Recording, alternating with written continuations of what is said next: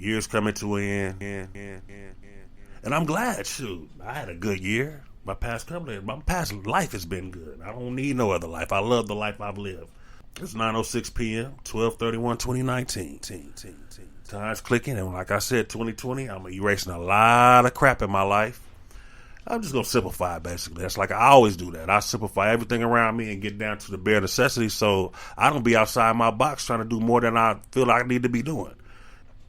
So that's going to start with a lot of representation of myself. I got an album coming up that I just negotiated this year, which is not really going to postpone my retirement, but since I negotiated this year, I'm going to finish it by the summer of next year. It's going to be an album with Wrong Kind Ingalls. That's part of one of Mitchie Slick's groups. Partners of mine, I've been knowing them for a long time. I'm connected with Inglewood very deep, I just feel like, it's time for us to, at least get one good one in, at 2020. So I got some tracks. I did like maybe 5 songs already for him. I got my boy Tazmatic. I told him to turn in 4 or 5, and I got a couple of people in the cut that's going to drop some bombs, so we're going to see what we're going to do with that. But besides that, I feel that the communication of rap need to change. I'm still watching people shoot videos with guns and masks and shit on, trying to get that little part of your neighborhood looking like it's the hardest part ever, or you're the business.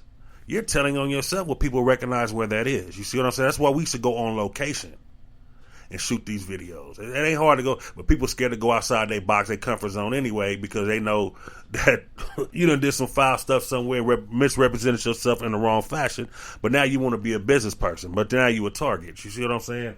So that's what I'm saying is, what I'm getting to is I feel that people need to renegotiate their minds on what you're trying to sell as a communicator in the world of hip-hop. Rap is that form of communication. Artwork is visual form of communication. Dancing is another form of communication. You see what I'm saying? Hip-hop is an art of communication. And what happens is you guys are being so complex with the competition level of rap that you don't see the artwork coming out. All you see is you have a checklist of certain, you got to flip the style here at this bars, you got to let the music drop here with no hi-hats and no snares, just beat. You got to do this, you got to downbeat. It's always this articulate little checklist of being solidified, which is actually a junior high phrase of mind state. You see what I'm saying? That's why I seen everything being accepted as junior high school, to where you look at everybody got on these style of clothes and you got to go, figure out how to go get to this. Now it's like you get out the checklist mind and get into the mind of reaching within your own inner and pulling the artwork out. The foundation is laid. But you keeping it stagnant, and these people that don't like you let you draw your own trap around. It's like you drawing a circle around yourself and you can't get out that circle. Then you let these other people draw arrows to where you are hitting at. And that's why I look at all the rap artists. That's why bad things happen. But I always look at all the rap artists. Every time I see interviews, they done got shot, been to jail, been done shot someone. Daddy did it. It's like, man, they haven't turned into a pity party. Rap was a place where all the exquisite people that knew how to do art got together and hung out together and showed out together. But now it's like, my daddy done shot the preacher, man, and now you think you're getting points for it? I mean, it's just like, it's a weird world, but like I said, now you need to start steering it to where you building your mind up as well as somebody that may just feel just like you don't even know. How the preacher man supposed to do in church? He's supposed to interpret these words. The preacher man is supposed to go to a school and take a course called theology. Get a degree in this theology, where they understand why the books are there in that form, who wrote it for what for. They understand the true outline and blueprint of the Bible. And when you get inside the Bible, I'm just talking from the Christianity point of view. When you get inside the Bible, these words are written and translated from a translation. So the wording gets you quite screwed sometimes. You see what I'm saying? But it's not, how can I say it? Being a preacher is not a form of entertainment, though. You're a translator. You're trying to help somebody understand it better. Don't just keep running the same stuff that you read. Because that's when it becomes monotonous. You just chose it as a field of making money. You have to help these people reach so they don't want to go back to church. They understand a little bit more when they come back. They coming back with gifts of time, like, man, you really helped me. But they just running in circles and circles and circles and circles and circles. And that's what you artists are doing these days. There's no excitement no more. It's like, and then you start singing. That's that check. I got to sing on that little hook. Now, okay, we need to drop right here. Now bring the keys. It's so orchestrated that it's like, You're not wowing anybody. You're just coming in oversaturating everything. And that's why the streets is watered down, because the music is watered down, because the music has been hijacked by what? People that don't truly like you. And they found out that our competition level people love to party too goddamn much. And we inflect the thought of being greater than ourselves within ourselves and think you're more than yourself. You're just a learning experience walking through time. That's all we are. So if you could take some of that learning experience and chop it down and break it down to somebody can learn. You want somebody less than you to pass you up, not against you, but it's to pass you up to show your great. You know, so they say, who influenced you? And they say blah, blah, blah, blah, blah. And they can say why, and they answer why. Most people just drop a name because you was wowed by it, but you don't really say why that person influenced you. You see what I'm saying? I can tell you who influenced me DJing and why. DJing was Grand Mixer DST because he was on Rocket and he scratched that Fab Five Freddy record, which nobody was scratching at the time except him. He brought that into the industry. See, game changer. Number 2 was DJ Bobcat. That was with LL Cool J because he picked me up and took me out on the town after he first seen me DJ and put a little thought to me, him and DJ Pooh. You know, they knew what era I grew up in. They knew who I was affiliated with, but they looked past all that. They always respected me about that. Now they went to bigger and better things. Now they're behind the scenes making money. You see what I'm saying? That's where you want to go. You want to be in front of the scenes. Well, at this era he was here, but look where he is now. Everybody want to sit here, which is cool. Sit there as long as you can. You know what I'm saying? But learn to effort yourself somewhere else. And third was DJ Slip. Got to give Slip his credit because Slip told me not to be like a fucking robot. Be a little bit pretentiously off. Make that character come out that you. The reason why you're this way, Mike, because your ass is backward. They used to call me a slingshot DJ, a backward slingshot DJ. Back when I started DJing, before the Transform came out, all DJs were scratching with their right hand. Because most people are right-handed in the world. I came in scratching with my left hand, but I'm right-handed. Everybody said, you left-handed? I said, no, but that's the way you scratch that way. I said, that's the way I taught myself. So if whatever I learned with my left, I was automatically going to do with my right. That's the way I just came in back, and I still scratch better with my left than my right. But that was just me. You see what I'm saying? There was more influences than that. It's people that partially DJ that showed me how to DJ parties and make the party smooth, to where I ended up walking from being a battle DJ to a club DJ. And that was a transition that a lot of people couldn't make back in the days. Was going from battle, hip hop on the radio, with Battle Cat, DJ Aladdin, Joe Cooley. They couldn't do a club. Because a club's a totally different function. Nowadays, it's all button pushing and it's pre-organized. I can sit like I'm recording this right now. They can sit there, record it, edit it, drop it, fill it up, bring it down, bring it to, which is good because you need to get paid for your time. I'm glad the prices are very high nowadays for what they're doing. So I'm not going to interfere with nothing like that. But now look at it. Now the schematics are changing from old to new. It went from DJ, disc jockey Mike T, to digital jockey Mike T. You see what I'm saying? Now that you're there, where you going to go next? Look at these people that are developing apps to help you out these days. They got apps now that you can make FL Studio beats on your phone, your tablet. They got all type of stuff to teach you how to play piano. Utilize these tools. Utilize the tools. Don't just go live and, hey, stick your tongue out, do what everybody else is doing. Okay, that's how the world look at you. So when it's time for you think you're going to do it, everything's being recorded. So in a few hours, it's going to be in a whole decade pocket. Well, after, the islands, outside island going towards Japan, once they clock in, then it's all solidified. You see what I'm saying? And maybe they Martian stations or something like that, you know what I'm saying? But whoever on that time clock, everything's a job now. There's a lot of jobs, The president, he gets to try to brag and boast about he's doing a job, but everybody knows in corporate America that's doing the jobs with these apps and investments and stuff like that. And these apps are making it easy. You can do T-shirts on consignment now.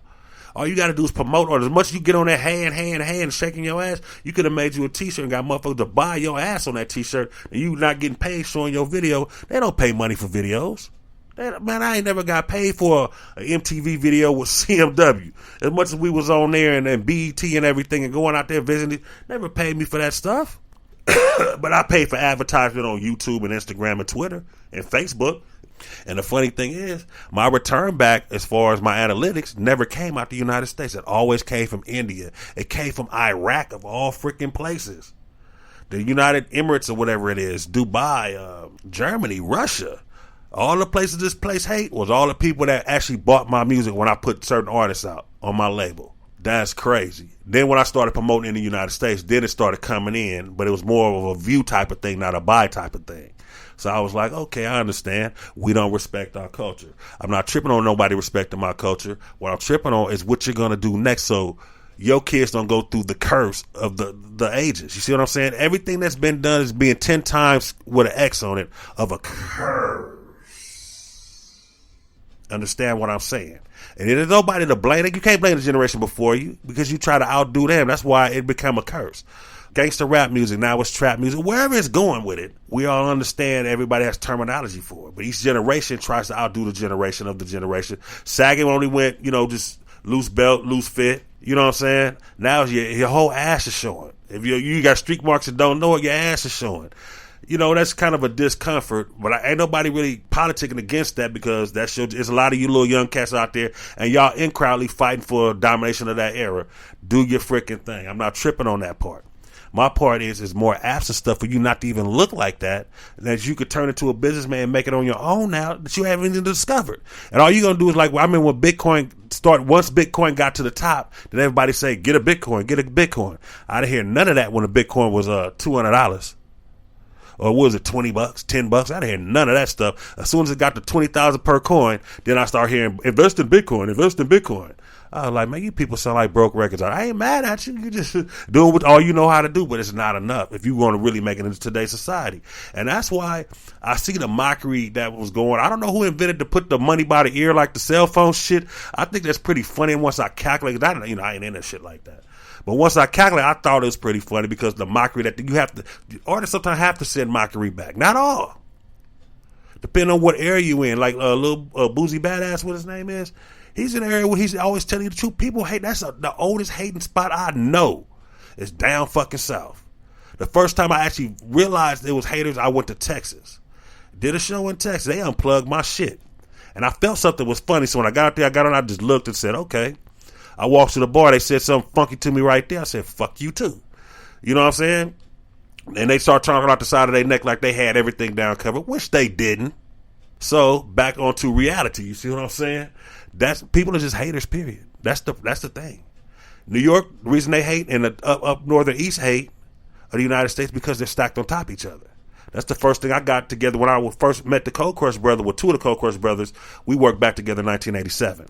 And when I met them, we collabed West Coast, East Coast. So they were shooting the movie Wild Style and stuff like that. At Venice Beach, they was part of the movie, but they was producing a guy that I knew named Thief the High Priest. Him and the group was called Two Tone, but it was a little knockoff group. We collabed and we figured some things out, between West and East. And I said, dude, I told him back in 87, I said, man, this Crip and Blood stuff out here is going to get back to New York. He said, what do we do? I said, it's going to promote like wildfire. I said, because New York attitude, when they own something, they own it. You see what I'm saying? That's the thing. That's everywhere, though. When you own it, you own it. But the thing about the West Coast is nobody ever told you these niggas knew each other. So it went from respect to hate on the West. But all the gang members knew each other. It's an in crowd. So it's times that even though they hate each other, they had to talk to each other about certain incidents. On the other part, the enemy, you just don't know how the communication breaks down. So you have to watch how things go. I'm just to let you know. But look, you got these apps like Teespring for t-shirts. Spreaker done come in now with podcasts, that goes directly to all your connections and give you more. This price is so cheap. Oh my gosh, the price is so cheap. $72 a year? Unlimited? Now, if you into your analytics real tough, and you done been to school for it, maybe you want to pay the bigger price, or you want to keep a basic price. There's things that's going on in this world that people, they just overlook. Looking to make the next investment like it's going to be a new Bitcoin. Only way you're going to be a new Bitcoin is to program a new Bitcoin. That's what it is. We're at a programming era of life. If you're not programming, you're not doing nothing. If you're over there just talking and speaking on all these apps and everything got to get upgraded. Even this microphone probably got to get upgraded. One day I'm going to look on my thing and say, upgrade the process of your microphone because it's a USB. Don't know. I'm just talking out the side of my neck on that one.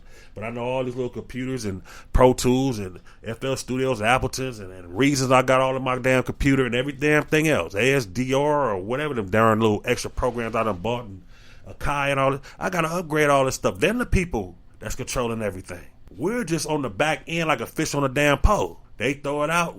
You want to figure out how to throw the. I don't care if it's a tweet I used to do back when it was country as fuck and they had no cars. They used to have a little stick with the little line on the end and drop it in the water. I don't care. You got them as long as you can catch you some fish money. Shit, fuck it. You got to figure out something in this mug. I ain't trying to bring nobody. I'm just telling you expand.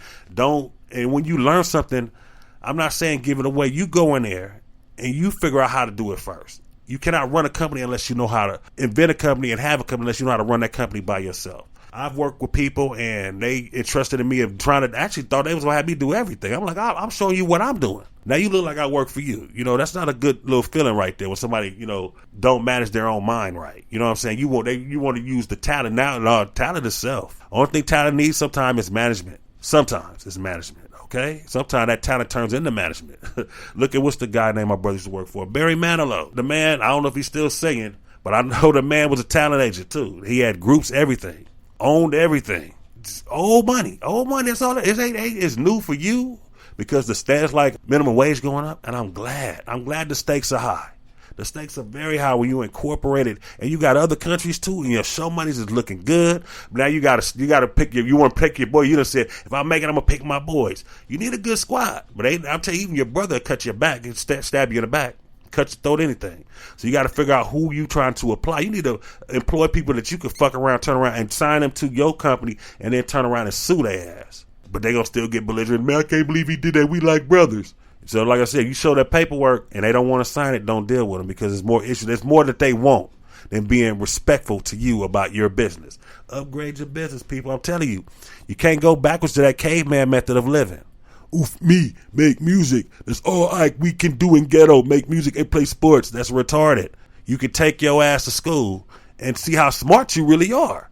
The thing is, you're using the excuses that people said before you. And exactly like I said, it's the X10. You exaggerating it more, and it's hurting you more. I believe, personally to me, that the people that's getting these recording industry contracts, people with high IQs. You don't know how high, I don't care how good you did or bad you did in college. Your IQ comes from elementary school. Because everything's programmed. Now, they can look backwards all the way in your life, even my life. The computer system came in when I was in the 9th grade. And that's probably all they need on. I know the rest of my records have been translated, just how our religion's been translated from analog to digital. It got to be there somewhere. So basically what I'm saying is upgrade your standards, upgrade your style. You know, people are really trying to help you, but they're helping themselves first. But it makes it easier on you to where you don't have to do the dumb shit to be noticed. When all you got to do is sit back and be creative and let it come to you. Now, you may have to spend a little promotional money, a little bit. That's what you have to work at McDonald's and be low-key behind that counter. I worked at McDonald's and got promoted up, and jump jobs until I finally landed where I needed to land at.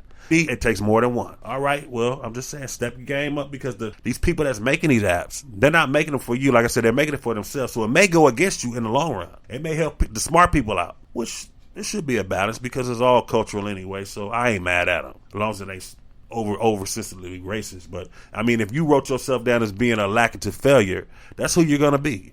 So if you decided you didn't want to tell, there's a test at school today, I ain't going, you scared of yourself to see how smart you are, because you know pretty much you're a dumbass. So what you gonna do? You'll do the next best thing that's around the corner. It's a curse on it. It's being a slick dumbass. It's only a chosen few that's gonna be a slick dumbass, and you ain't gonna know it because they're gonna play so stupid about it. You ain't know that's what they doing, and them the smart motherfuckers. All right. Well, DJ Mike T, and I'm out.